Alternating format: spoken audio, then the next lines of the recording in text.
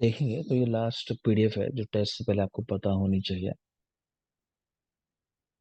तो रक्त इस पीडीएफ का नाम है, छोटी सी पीडीएफ है, देख लोगे। तो फर्स्ट है कि रक्त मोक्षण में हम जब पढ़ते हैं शस्त्र विस्रावण, यानी शस्त्र से रक्त मोक्षण जो कराना है वो कितनी टाइप का होता है? दो टाइप का होता है, प्रच्छान और शरावेद। बात शायद हो चुकी है कि प्रच्छान से 1 अंगुल दूरी तक का रक्त मोक्षण होता है, ये जरूरी बात है, 1 अंगुल। और सिरावेद सारे शरीर के दोषों से निकल सकते हैं क्योंकि सिराएं पूरे शरीर में जाती हैं। रक्त मोक्षण के लिए आयु, वाग्भट और शारंगधर ने कहा 16 से 70 वर्ष के व्यक्ति में रक्त मोक्षण कराना चाहिए। 16 से 70, 16 to 70 याद रखेंगे। रक्त मोक्षण का प्रमाण कितना कराते हैं? तो सुश्रुत वाग्भट ने ये बता दिया भाई कि मैक्सिमम इतना कराना है, उससे कम तो करा ही सकते हो। तो 1 प्रस्त जो है इसको परम प्रमाण कह दिया कि मैक्सिमम मात्रा जो है वो 1 प्रस्त की है, सुश्रुत और वाग्भट के अनुसार। बात करें शारंगधर भाव प्रकाश, तो उन्होंने अलग अलग व्यक्तियों के हिसाब से कि भाई कम दोष है तो 1 प्रस्त है, माफ करें, कम दोष है तो 1/4 प्रस्त है, मध्यम में तो आधा प्रस्त है, और दोष बहुत ज्यादा है तो परम प्रमाण 1 प्रस्त वाली बात। शारंगधर, उन्होंने कहा कि वमन विरेचन और रक्तमोक्षण, यहाँ जब आपसे कहा जाए 1 प्रस्त तो आपको समझना है 13.5 पल, यानी तोला में निकालोगे तो 52 तोला, 52। ठीक है, ये बात क्यों जरूरी है? क्योंकि ओरिजिनली आप पढ़ोगे कि 1 प्रस्त बराबर 64 तोला, 64 तोला, लेकिन सिर्फ वमन विरेचन और रक्त मोक्षण के टाइम शारंगधर ने कहा कि आपको 1 प्रस्त 64 नहीं, 52 तोला के बराबर कंसिडर करना है, या फिर 16 पल नहीं, 13.5 पल के बराबर कंसिडर करना है। आगे देखेंगे सुश्रुत शारीर 8 में ये कुछ श्लोक लिखे हुए हैं। दोषों के अनुसार आपको क्या वहां चीज यूज करनी है कि दोष अवगाढ़ है तो जलों का यूज करनी है, पिंडित है तो प्रच्छान, अगर पूरे शरीर में फैले हुए हैं तो सिरावेद, और त्वचा में है तो श्रृंग और अलावो। तो आपको याद होना चाहिए, वर्ड सीधा पूछेगा कि सुश्रुत के अनुसार अवगाढ़े इस कंडीशन में क्या यूज करेंगे, या दोषों के अवगाढ़ होने पर, गहराई में होने पर क्या यूज करोगे? तो जलों का यूज करनी है, अवगाढ़े जलों का। पा से प्रच्छान, पा से पंडित, कि दोष पिंडित रूप में है तो प्रच्छान यूज करना है, पूरे शरीर में है तो सिरावेद, और त्वचा में स्थित है तो श्रृंग और अलावों का प्रयोग। नेक्स्ट देख पा रहे हो, यहाँ श्रेष्ठता लिखी है, इस आधार पे ही कितनी दूरी तक के दोष जो है निकल जाता है, उनका निवारण हो जाता है। तो सिरा सबसे श्रेष्ठ कही गई, मतलब सिरा मोक्षण, उसके बाद विषाण, फिर तुम्बी, फिर जलोका और फिर पद। इसके हमें ट्रिक याद रखता है कि शिवी है, शिवी को बोल रहे हैं कि शिवी तू जप करा, शिवी को जप करने को कह रहे हैं, पूजा करने के लिए, शिवी तू जप। तो शिवी यानी सिरा, वी से विशाल, तू से तुम्बी, जप यानी जलोका और पद। तो शिवी तू जप, उसको जप करने को कहा जा रहा है। ठीक है, आगे देखिए, लिख लेना शिवी तू जप, ये क्रम जरूरी है, सवाल आ चुका है इस पे भी। कह रहे सिरावेद को शल्य तंत्र में चिकित्सा अर्थ कहा गया कि आपने सिर्फ रक्त मोक्षण करा दिया तो आधी चिकित्साएं हो गई हैं। जिस प्रकार काय चिकित्सा में बस्ती को चिकित्सा अर्थ कहा जाता है, तो शिरावेद को शल्य तंत्र में चिकित्सा अर्थ कहते हैं, जिस प्रकार काय चिकित्सा में बस्ती को चिकित्सा अर्थ कहता है। नेक्स्ट है बेटा श्रृंग, जलोका और अलाबो, तो इनके बारे में डिटेलिंग है थोड़ा, देखेंगे ध्यान से। पहली चीज तो ये पता होनी चाहिए कि दोष जो होता है वात पित्त कफ, उनमें क्रमशः श्रृंग, जलोका और अलाबो का प्रयोग होता है। कि शरंग को यूज करता है वात दोष में, जोलोका को पित्त में, और अलाबु को कफ दोष के अंदर। तो शरंग क्योंकि वात दोष में यूज हो रहा है तो उष्ण ही होगा, ठीक है ना, तो उष्ण वीर्य है। मधुर रस, स्निग्ध, तो नॉर्मल चीजें हैं, वात के अगेंस्ट काम करने वाली, वात दोष पे काम करता है। 10 अंगुल तक का रक्त मोक्षण कराता है शरंग, 10 अंगुल, ये याद रखेंगे नंबर, 10 अंगुल। जलोका में देख रहे हो 1 हाथ प्रमाण तक का रक्त मोक्षण, जलोका एक हाथ, एक हाथ हो जाता है 24 अंगुल, अगर लिखना चाहो तो 24। ठीक है, रत्नी 22 अंगुल और हाथ 24 अंगुल का होता है। और अलाबू ये 12 अंगुल तक का रत्न मोक्षण कराती है। तो शृंग 10, उससे ज्यादा थोड़ा अलाबू है, और जरो का है एक हाथ। शिवांगी, जी सर। सावरी का जलोका की लंबाई 18। 18 अंगुल। ज्योति, हाँ जी सर। कौन सी जलोका है जो पशुओं में बताई गई है? अम, या अश्व के लिए बताई गई है, स्पेशली अगर बात करूं तो मैं।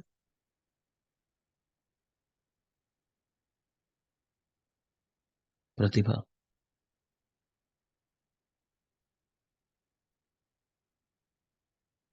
सबा, सावरिका 18 अंगुल लंबी वाली बताई है। ठीक है ना। तो सावरी का या उससे और लंबी जो होती है तो वो पशुओं के लिए इस्तेमाल करने को बताया गया है। देखोगे, तो खैर श्रृंगी हम बात कर रहे थे, तो उष्णवीर्य, मधुर रस, स्निग्ध है, वात दोष में यूज करते हैं, 10 अंगुल दूरी तक का रक्त मोक्षण कराने की क्षमता है इसकी। लंबाई इसकी 18 अंगुल है, और व्यास जो है इसके मुख का वो 3 अंगुल है। तो 18 अंगुल लंबाई और 3 अंगुल व्यास है। 3 अंगुल व्यास देख रहे हो, इतना ही लगभग देखो आप अलाव में है कि मुख की मोटाई 3 या 4 अंगुल है ना। तो 3 अंगुल आप याद कर लोगे, दोनों को याद हो जाएगा, अलाबों का भी श्रृंग का भी। बाकी 10 अंगुल तक का रक्त मोक्षण कराती है, और लंबाई है इसकी 18 अंगुल श्रृंग की। नेक्स्ट है जलोका। तो गुणों में मधुर रस और शीत, क्योंकि पित्त के अगेंस्ट काम कर रहे हैं।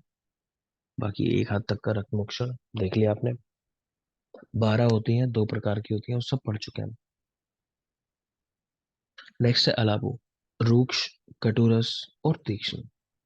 12 अंगुल तक का रक्त मोक्षण कराना। अलाबो 12 अंगुल तक का रक्त मोक्षण कराती है। कफ दोष के अगेंस्ट यूज करते हैं। 12 अंगुल इसकी लंबाई है, और मुख की मोटाई है 3 या 4 अंगुल। 12 अंगुल लंबाई है इसकी, अलाबो की, और मुख की मोटाई 3 या 4 अंगुल। तो ये देख सकते हो 12 अंगुल तक के रक्त मोक्षण करा रही है, 12 ही अंगुल इसकी लंबाई है। तो 12 12 नंबर है। फिर भी भूल जाओ तो अलाबो जो लिखा हुआ है इसमें, नाम इसका अलाबो, तो वहां से भी देख सकते हो अलाबो में जो 3 बनता है उससे हम याद रखते हैं मुख की मोटाई 3 या 4 अंगुल। अलाबो में जो बा है, तो बा से हम याद रखते हैं कि 12 अंगुल रक्त मोक्षण और 12 अंगुल लंबाई। तो इसके नाम से भी दोनों चीजें याद रह जाती हैं। बाकी मोटाई या गोलाई देख रहे हो 18 अंगुल, तो देख लेना। मेन बात वो है कितने अंगुल तक का रक्त मोक्षण, वो चीज जरूरी है, और कितनी इनकी लंबाई है, दो चीजें जरूर देख लेना। नेक्स्ट है पद या प्रच्छान। तो ये 1 अंगुल दूरी तक का रक्त मोक्षण कराता है। पद या प्रच्छान 1 अंगुल दूरी तक का रक्त मोक्षण, और सिरावेद संपूर्ण शरीर से दोषों को निकालने की सामर्थ्य रखता है। नेक्स्ट देख लेंगे, और कुछ पॉइंट्स लिखे हैं, जैसे आपने सुश्रुत में देखा वाड़े जलों का पंडित प्रच्छान है। ऐसे ही भागवत ने क्या कहा, कह रहे प्रच्छान एक देश स्थितम, कि दोष एक ही जगह पे हो, मतलब तो वहां पे प्रच्छान करना है, कि छोटी सी जगह पे वहां दोष है तो कट लगाया बस। दोष ग्रथित अवस्था में है तो जलोका का प्रयोग करते हैं। ग्रथित जलोका, कहीं सुप्ति हो गई है, मतलब कि सेंसेशन लॉस जैसे हो जाता है, तो सुप्त में श्रृंग आदि का प्रयोग। तो मेनली वात दोष में आप जानते हो कि नमनेस, टिंगलिंग, इस तरह के सेंसेशन वात की वजह से होता है, तो वात में श्रृंग यूज किया जाता है। तो उसी तरह से सुप्त अवस्था तो श्रृंग, और दोष संपूर्ण शरीर में हो तो सिरावेद।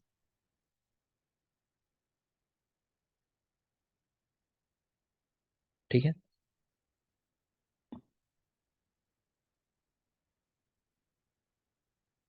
सुषुप्त में आपने देखा था कि दोष पिंडित है, तो वहां प्रच्छान कर रहे थे, पिंडित है तो। और उसके जैसा शब्द ये ग्रथित है यहाँ, तो इन्होंने ग्रथित में जलोका कह दिया। आगे देखोगे एक और बार इन चीजों को बताया कि दोष पिंडित है तो प्रच्छान। अभी जो आप पढ़कर आए पीछे वही चीज लिखी है। अवगाढ़ है जलोका, सेम ही है। तो दोष त्वचा में स्थित है तो अलाबु, घटी, और शृंग यंत्र। वो पूरे शरीर में है तो कह रहे हैं सिरा भेद कराता है। ठीक है, तो लगभग वो बात भी कह दी, बस एक अलग बात है जो याद रखनी है। एक तो ग्रथित में जलोका, ये देख लेना, ग्रथित बढ़ा जाए तो ग्रथित जलोका। और एक ये सा से सुप्त सा से शृंग। ये दो चीजें हैं जो याद रखनी है, बाकी कुछ और नहीं है ऐसा। आगे चले। ये जो पॉइंट लिखे हुए हैं, इनका कोई सेंस नहीं निकलता, मतलब कुल मिला के कहानी ये है कि भाई शरंग जलों का लाभ क्रमशः वात पित्त कफ में यूज करते हैं, बस इतनी सी बात इन्होंने कही है। बाकी आप पढ़ सकते हो, थोड़ा सा कंफ्यूजिंग स्टेटमेंट लिखे हैं इस तरह से कि पित्त से दूषित रक्त में अलाबू और घटी यंत्र का प्रयोग ना करें, परंतु वात और कफ से दूषित रक्त में अलाबू या घटी यंत्र का प्रयोग करें। कफ से दूषित रक्त को शरंग से ना निकालें,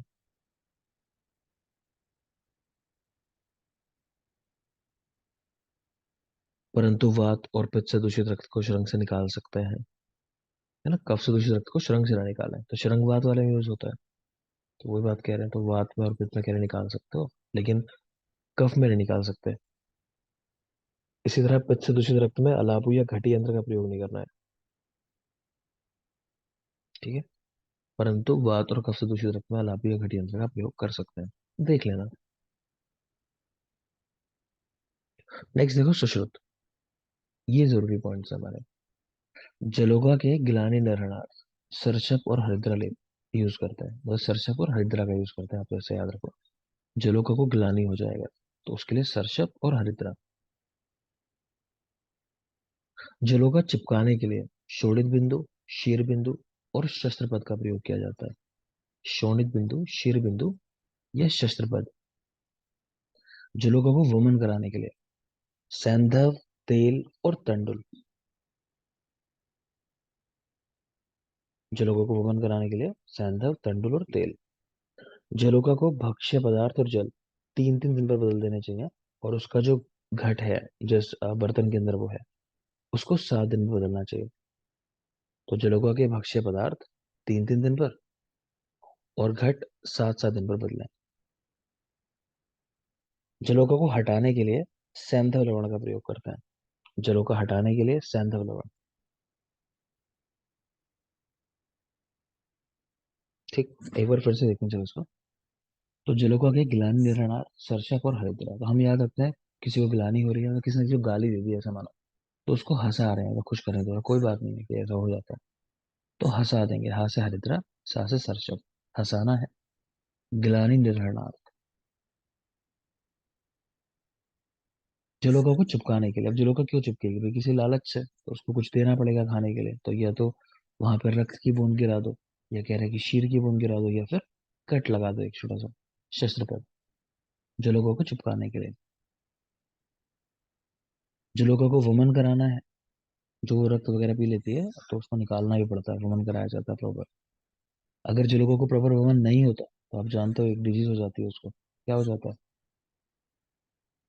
रक्त इंद्र मत इंद्रमद ठीक है ना, तो इंद्रमद या वाकई में रक्त रक्तमत्ता। मत का बोलना ठीक है। है बेटा। तो वो, पूर्वांचल का। ठीक है बेटा, तो वो वमन कराना जरूरी है। नहीं कराओगे तो ये इंद्रमद या रक्तमत्ता रोग हो जाता है।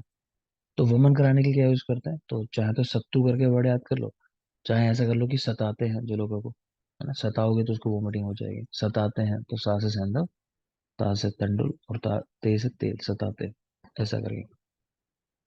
तो जलोका को वमन कैसे कराएंगे, सता कर उसको, तो सताते हैं।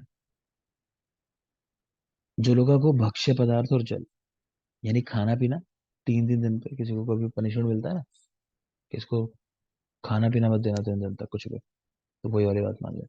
जलोका को भक्ष्य पदार्थ और जल 3-3 दिन पर देने हैं। और घट जो है उसका, मटका जो है, वो 7 दिन पर बदलना है। और जलों को हटाने के लिए सैंधव लवण यूज करते हैं, तो सैंधव से वो एकदम हट जाती है। अष्टांग संग्रह, कह रहे हैं जलोका का संग्रहण शरद ऋतु में करना चाहिए। जलोका संग्रहण शरद ऋतु में, टाइम याद रखोगे तभी रक्त मोक्ष कराया जाता है। ज्योति। हाँ जी सर। बेटा विमान स्थान में कृमि प्रकरण आया है, तो वहां पर तिल का प्रयोग आया है, तो तिल का भी इकट्ठा करने के लिए बताया हुआ है। सर मैंने कल क्लास नहीं की थी कि मतलब और हो भी नहीं पाया। शिवांगी। शरद। शरद ऋतु में। ऐसा ही है सब, कुछ चेंज तो नहीं है? यस सर, शरद में ही करते हैं। चलो ठीक है, तो शरद ऋतु में वहां तिल भी खट्टा करने के बताया गया, तो याद रखेंगे। खैर, वापस देखते हैं। तो जलोका का संग्रहण शरद ऋतु में करना है। जलोकाओं का मैक्सिमम जो कह रहे हैं साइज है वो 18 अंगुल है, तो सावरी का हमने देखी थी 18 अंगुल की थी। इनमें 4 5 6 अंगुल की जलोका तो कह रहे हैं मनुष्य के लिए प्रयोग करते हैं। इससे अधिक लंबी जो है वो गज में, बाजी में, मतलब घोड़े में, हाथियों में, जानवरों में कहने का मतलब है। जो जलोका सुकुमार, तनुत्वक, अल्प सुर वाली और अधाकाय में स्थूल हो वो स्त्री जाति की है। जो जलोका सुकुमार हो, तनुत्वक वाली, छोटे सिर वाली, और अधाकाय जिसका बड़ा हो, निचला हिस्सा शरीर का, तो वो स्त्री जाति की है। इसके विपरीत पुरुष जाति की है। कैसी होती है? अर्धचंद्राकार और आगे की ओर गोल। तो ये बहुदोष की चिकित्सा में या फिर पुरानी कोई डिजीज हो, क्रोनिक कंडीशन हो, वहां यूज की जाती हैं। तो जो जलों का सुकुमार, तनुत्वक, अल्पसर वाली है, अधाकाय में स्थूल है, वो स्त्री जाति। और जो इसके विपरीत है वो पुरुष जाति की है, अर्धचंद्राकार है, आगे की ओर गोल है। इनका प्रयोग बहुदोष और चिरोत्थित व्याधियों में करते हैं।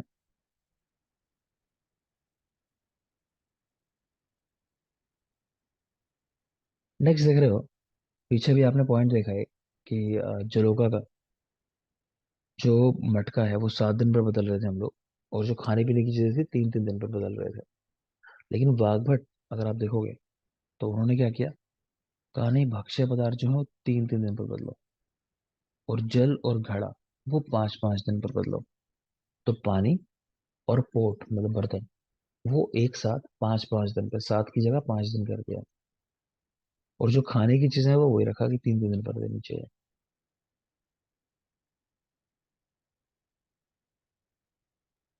आगे देखिए, पीछे से आपको बताया कि दोष बहुत ज्यादा हो या क्रोनिक कंडीशन हो तो वहाँ पुरुष जाति की जलोकाएं यूज करते हैं। इसके अलावा जो कंडीशन है वहाँ स्त्री जाति की जलोकाएं यूज होते हैं।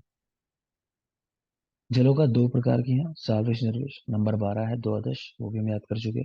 जलोका की तुलना हंस के साथ की गई है कि जिस तरह हंस, अगर उसको दूध और पानी मिलाकर आप दे दो तो वो दूध पी जाएगा, सारा पानी छोड़ देगा। कह रहे उसी तरह जलोका है कि वो शुद्ध अशुद्ध रक्त अगर उसके सामने होगा तो वो पहले अशुद्ध रक्त का पान करेगी, बाद में शुद्ध रक्त का पान करेगी। ठीक है, और हमने बात की है। अंजलि, कैसे पता लगेगा कि जलोका अभी शुद्ध रक्त को पी रही है? सर कंडू तोड़ होना शुरू हो जाएगा। ठीक है ना, तो जब वो पेन होने लगे तो समझ जाता है कि अभी अशुद्ध रक्त पी चुकी है और शुद्ध रक्त की तरफ आ गई है, तभी उसको हटा दिया जाता है। क्लियर? तो जलों का दो प्रकार की, साविश निर्विश। जलों की तुलना हंस के समान, और जलों का पहले अशुद्ध रक्त का पान करती है। एक बार जलों का अगर आपने यूज कर ली चिकित्सा कर्म में, तो अगली बार उसको 7 दिन तक यूज नहीं करोगे। ठीक है, तो 7 दिन का टाइम ऐसा होना चाहिए कि जलों का यूज नहीं की गई है। जलों का जन्य व्रण पर शतधोत घृत का अभ्यंग और पिछू धारण कराना चाहिए। तो जलों का जो व्रण बना है उनके ऊपर शतधोत घृत का प्रयोग करना है। ठीक है, उसका अभ्यंग करना है और पिछू धारण कराना है। काफी शीतल होता है शतधोत घृत, तो जो इसके बाद भी ब्लड आता रहता है काफी टाइम तक, उसको रोकने के लिए शतधोत घृत, और कह रहे हैं पिछू धारण कराना है वहाँ। मधु से अवघर्षण, शीतल जल से परिसेचन, पटबंधन, कषाय, मधुर स्निग्ध शीतल पदार्थों का लेप। तो देख लेंगे, कोई खास बात नहीं है, ठंडी चीजें हैं सारी। नेक्स्ट देखोगे बेटा, कुछ न्याय लिखे हैं। वैसे तो आप लोग चरक चिकित्सा 15 में पढ़ चुके हो, एक बार फिर लिखे हैं तो देख लो, नजर डाल लेते हैं। तो एक है शीघ्रदधि न्याय या क्रम परिणाम पक्ष या सर्वात्मना परिणाम पक्ष। तो ये द्रढ़बल का है, चरक सम्मत है, जाहिर सी बात है। शीघ्रदधि न्याय, कोई ऐसा तो नहीं है जिसने नहीं पढ़े कभी? मैंने नहीं पढ़ा सर। चिकित्सा नहीं पढ़ा शिवांगी? चिकित्सा 15? नहीं।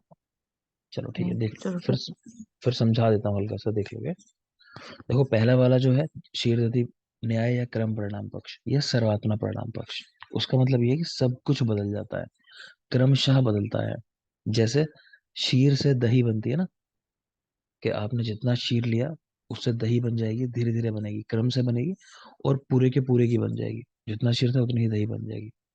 उसी तरह जो भी आप खाते हो वो शरीर को जाके एज इट इज पूरा लग जाता है।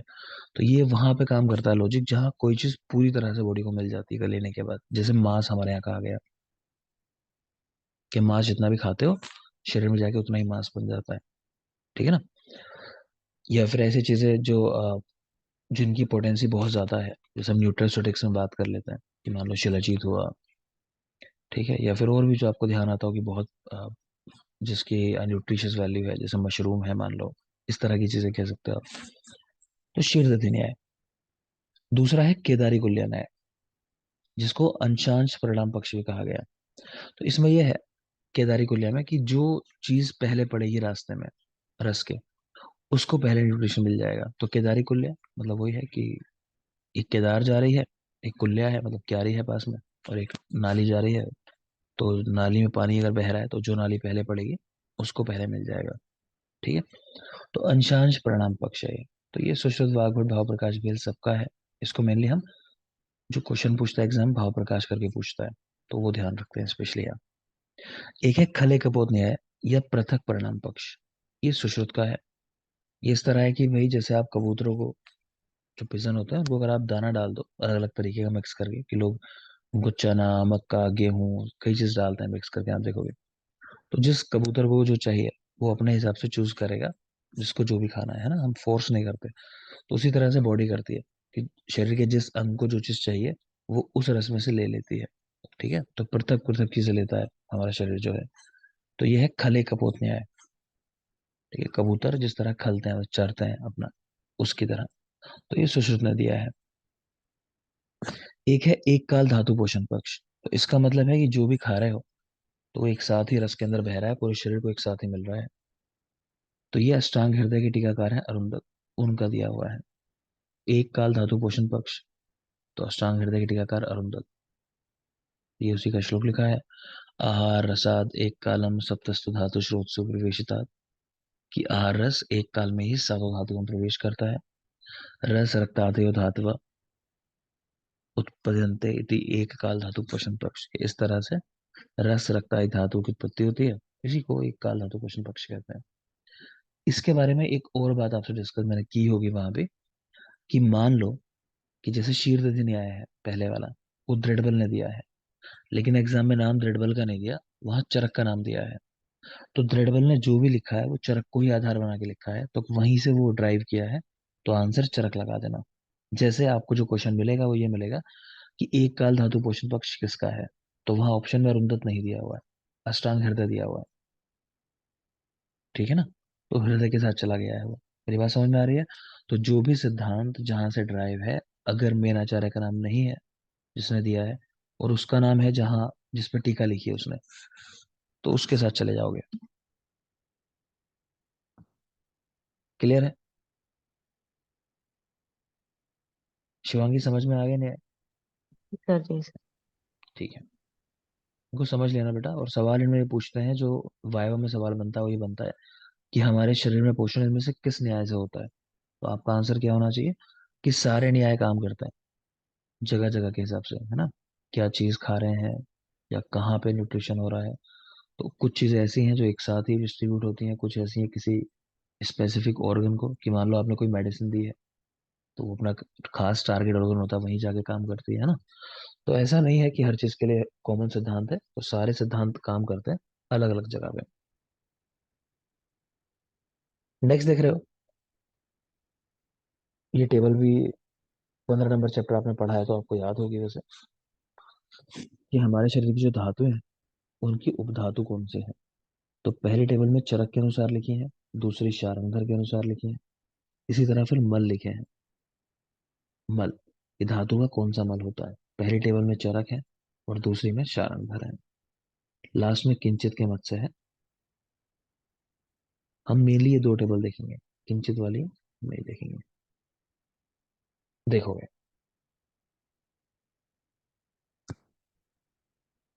अच्छा, आपके सामने अब तक ये कहीं ना कहीं बात आ गई होगी, शायद 15 चैप्टर में ही है।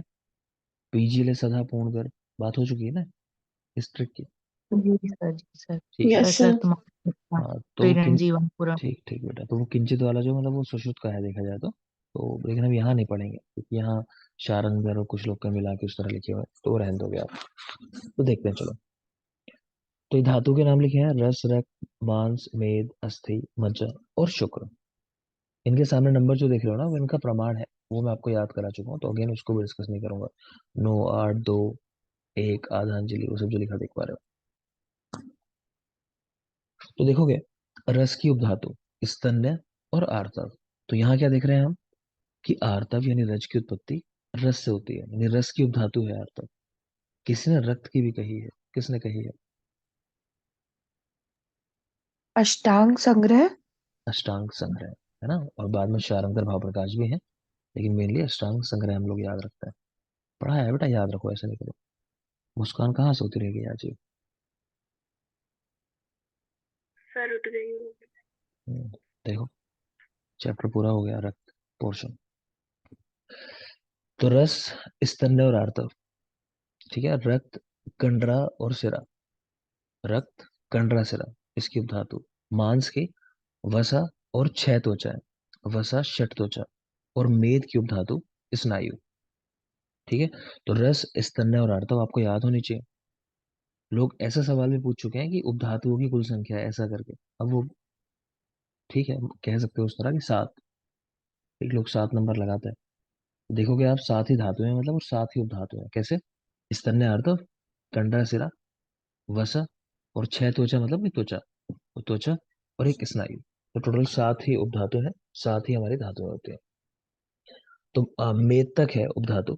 आप में से कोई एक दिन अभी अस्थि या मज्जा की भी कुछ बता रहा था, तो ध्यान रख लेना, उनकी नहीं है, सिर्फ यहीं तक है, मेद तक। तो स्तन्य, आर्तव रस की है, रक्त की है कंडरा और सिरा।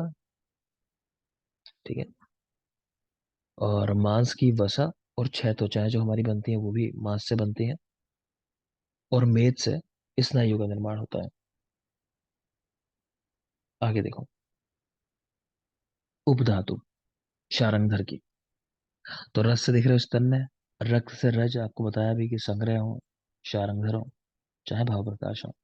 उन्होंने रज की उत्पत्ति रक्त से बताई है, तो वो बात है जरूरी, बस इसको देख लेना। बाकी मांस, वसा, मेद, स्वेद। तो शारंगधर चले गए हम लोग के साथ, जो अलग बताने की कोशिश करते हैं जीवन में।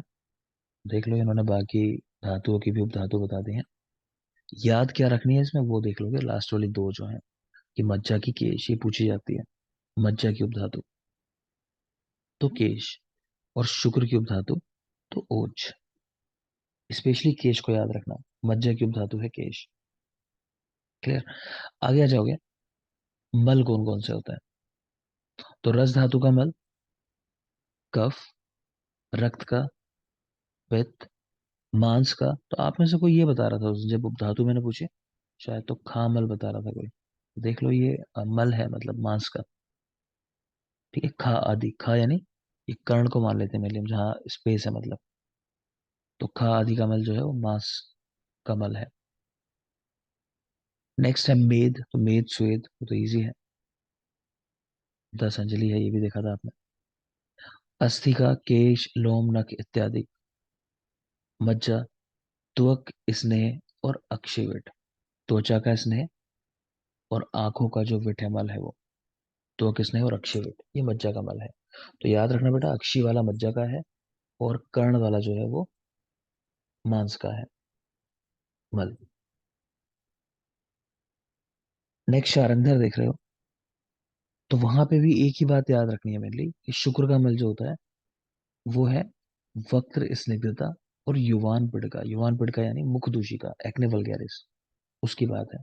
तो वो स्पेशली याद रखना। बाकी देख लो आप, कि रस का जीवा, नेत्र, कपोल का जल, रक्त, पित्त, मांस, कर्ण का विट, मेद, रसना, दंत, कक्षा, मेढ, यहाँ का मल, अस्थि, नख, मज्जा, नेत्रविट, और शुक्र में लास्ट वही वक्र स्निग्धता या युवान पिड़का है। ठीक है। तो मेनली यही याद रखना है। एक तो चरक वाली जो धातु है वो याद रखनी है। बाकी शारंगधर में चाहे मल हो चाहे उपधातु हो, उनमें दो चीजें कही हैं मेनली, मज्जा का केश और मल में शुक्र का युवान पड़ता। ये दो अलग चीजें हैं। इसके अलावा जो फोकस करना है मल वाले पार्ट पे वो ये करना है कि खामल जो है यानी कर्ण का मल जो है वो मांस का मल है, और जो अक्षी का मल है ये मज्जा का मल है। इतने ये अलग पॉइंट है शायद जो आपने अभी नहीं देखे होंगे, तो इनको जरूर देख लोगे। नेक्स्ट देखोगे भौतिक संगठन। अगेन जिसने भी चैप्टर 15 पढ़ा है तो उनको ये याद होंगे पहले से, नहीं पढ़ा तो देख लो एक बार यहाँ पे। तो भौतिक संगठन, रस में कह रहे हैं जल है, रक्त में जल और अग्नि, मांस में पृथ्वी, याद हो रहा होगा। मांस मेद अस्थि तीनों के अंदर पृथ्वी कॉमन है, ठीक है ना। मांस में सिर्फ पृथ्वी है, मेद में जल के साथ पृथ्वी और अस्थि में वायु के साथ पृथ्वी। याद ऐसे किया था कि अस्थि में वायु होती है, हम देख चुके हैं आश्रय भाव वाग्भट, तो वहां से भी याद कर सकते हो कि वायु के साथ पृथ्वी। और मेद में जल है, तो हमने दा से द्रव करके याद किया था, तो द्रव यानी लिक्विड क्या है, जल। तो जल और पृथ्वी। तो रस में जल, रक्त में जल और अग्नि, क्योंकि कलर भी है वहां तो अग्नि कलर करने के लिए, बाकी जल है क्योंकि लिक्विड तो होता ही है। मांस में पृथ्वी, मेद में पृथ्वी, अस्थि में पृथ्वी। मेद में जल भी है साथ में, और अस्थि में वायु है साथ में। मज्जा, तो जा जा दो बार आया तो मतलब जल। शुक्र, तो लिक्विडिटी टेस्ट होता है उससे बताया आपको कि जल, ठीक है ना। तो बेसिक चीजें याद रखोगे। आगे और लिखा हुआ है कि मूत्र में जल और अग्नि, पुरीश पार्थिव है, मतलब पृथ्वी में की प्रधानता है। श्वेत में जल है, स्तन्य में जल है, आर्तव में अग्नि और जल है। तो देख लेना, जिनको याद है ठीक है, जिनको नहीं याद है तो रटना ही है, सीधा इसको रट लोगे आप लोग। रसों का भौतिक धातु इत्यादि का मल का भौतिक संगठन है।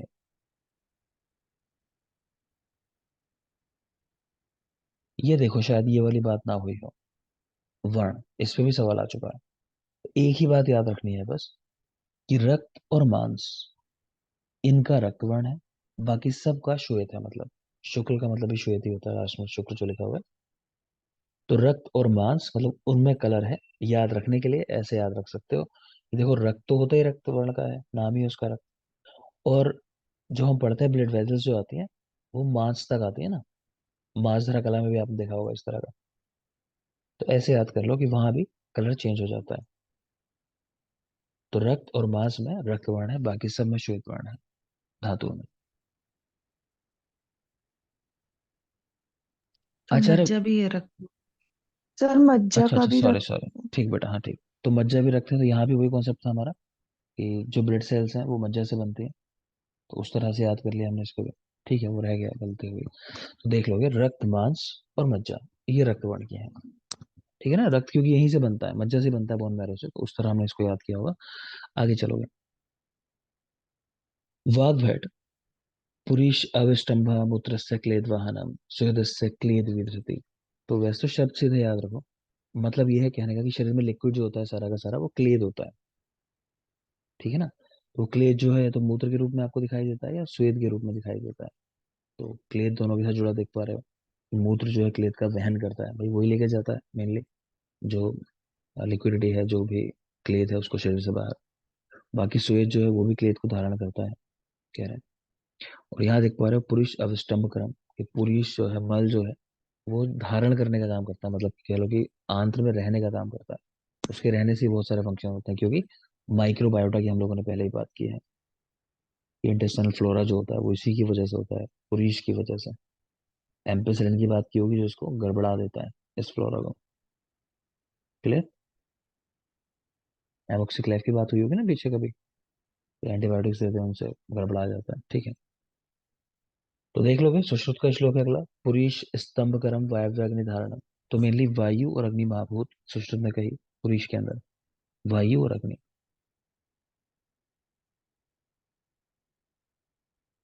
वैसे पार्थिव देखते हैं हम लोग नॉर्मली, लेकिन श्लोक अगर पूछे सुश्रुत का तो यहाँ से जाना है। तो पुरुष स्तंभ करम वायव्य अग्नि धारणम, बस्ती पूर्ण विक्लेद करण मूत्रम, बस्ती का पूर्ण करना और क्लेद को मतलब निकालना शरीर से, वो मूत्र का काम है। स्वेदा क्लेदम त्वक सुकुमार कृत, तो समझ सकते हो कि स्वेटिंग ना हो तो त्वचा का क्या हाल होगा, ठीक है ना। तो जहाँ त्वचा की बात आएगी, सुकुमारता की बात आएगी, तो मतलब श्वेत की बात चल रही है।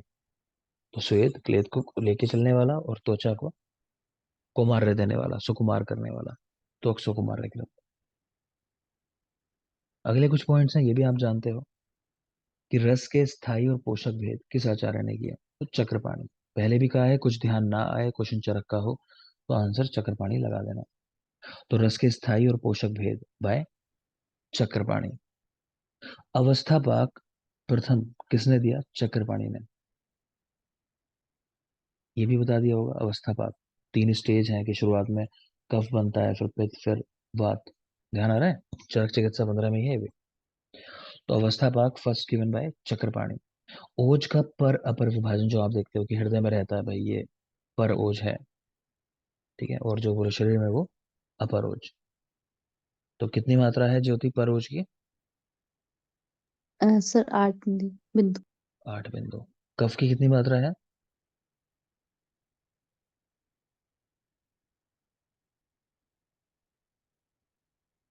अंजलि? 6 अंजलि सर। 6 अंजलि। याद रखना, जब ओज याद करते हो कफ भी याद रखना। बताया है कि प्राकृत प्रमाण में ओज और कफ सेम ही है ना। जब कफ नॉर्मल होता है तो वो ओज की तरह फंक्शन करता है। ओज का पर अपर विभाजन बाय चक्रपाणी। फिर ये श्लोक है, शुक्रम तु ओजो जनकत्वात्, इस शुक्र से ओज की उत्पत्ति होती है, ये भी चक्रपाणी का ही है। अगले 2 पॉइंट देख लो, काफी जरूरी है कि रस प्रधान द्रव्य आहार कहलाते हैं और वीर्य प्रधान द्रव्य औषध कहलाते हैं। यानी औषधियां जो होती हैं उनका वीर्य स्ट्रांग होता है, पोटेंसी बहुत ज्यादा होती है। तो रस प्रधान द्रव्य आहार, वीर्य प्रधान द्रव्य औषध, ये चक्रपाणी ने कहा है।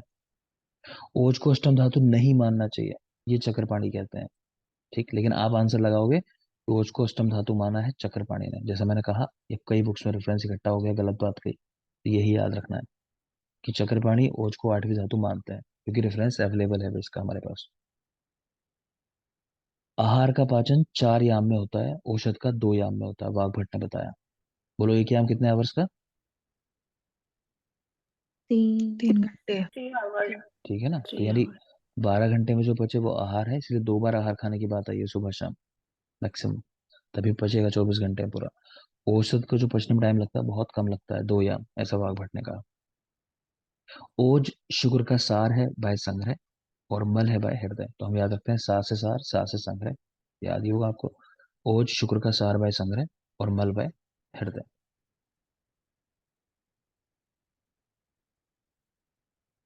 चलो ये लास्ट ही है इसका वैसे पीडीएफ का, कि रस रक्त आदि धातुओं का निश्चित परिमाण नहीं होता, सुश्रुत ने कहा। मूत्र निर्माण प्रक्रिया सबसे पहले सुश्रुत शारंगर ने बताई है। और पक्वाशय और आमाशय दोनों की नाड़ियां होती हैं, इसको सही कर लेना, सिर्फ पक्वाशय लिखा है यहाँ, बता चुका हूं आपको। श्वास प्रश्वास प्रक्रिया पहली बार शारंगर, श्वास प्रश्वास शारंगर ने उल्लेख किया। स्वेद निर्माण प्रक्रिया बाय भाव प्रकाश। डल्हर ने वर्ण के आधार पर ओज के 3 भेद बता दिए, श्वेत, तेल और शोध्र वर्ण। श्वेत, तेल और शोध्र वर्ण। अगला बता दो, रस संवहन का प्रथम उल्लेख? भेल। भेल। भेल। भेल।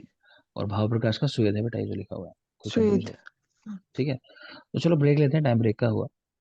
और बताना फिर ये पढ़ा है